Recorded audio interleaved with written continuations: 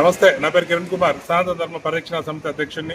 ఈరోజు తిరుపతిలో ఉన్నటువంటి కలెక్టర్ గారికి గ్రీవెన్స్ డే రోజున కంప్లైంట్ చేయడానికి వచ్చాను. కారణం ఏమిరా అంటే, పవన్ అనే వ్యక్తి వాళ్ళ తండ్రి గారు శ్యామ్ సుందర్ నాయుడు, మా తండ్రి గారు సీఎం చంద్రబాబు నాయుడు గారికి ఫ్రెండ్ అని చెబుతూ అధికారులకు ఫోన్లు చేస్తూ బెదిరిస్తూ భూ కబ్జాలకు ప్రయత్నం చేస్తున్నాడు.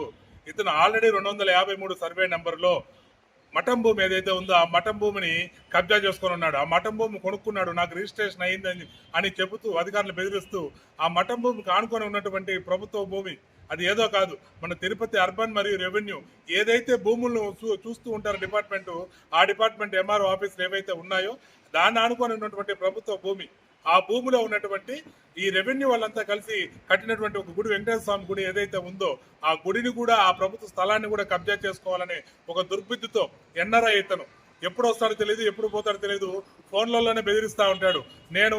నా పేరు పవన్, మా నాయన శ్యామ్ సుందర్ నాయుడు గారు మా చంద్రబాబు నాయుడుకి క్లాస్మేట్ జాన్ జిగిరి అని చెప్పి అధికారులు బెదిరిస్తూ వారి ద్వారా ఇన్ఫర్మేషన్ తీసుకుంటూ వారి ద్వారా ఏం అవకాశం ఉందో కబ్జా చేయడానికని వారితో మూవ్ అవుతున్నాడు.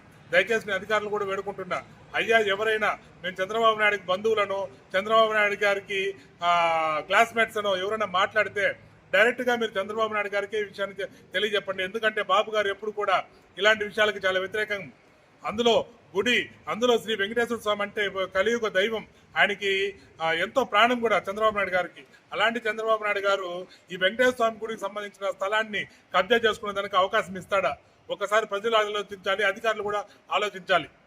ఇది మఠం భూమి, అందులో అది కూడా హతిరాంజీ మఠానికి చెందినటువంటి ఈ భూమిని ఆల్రెడీ కబ్జా చేసుకొని దాన్ని ఆనుకునే ప్రభుత్వ భూమి ఉంటే దాని మీద కన్నేసినటువంటి ఈ పవన్ పక్కన శ్యామ్ సుందర్ నాయుడు అని పెట్టుకుంటే నాన్న పేరు, ఇంటి పేరు తీసేశాడు, నాన్న పేరుతో బతుకుతున్నాడు.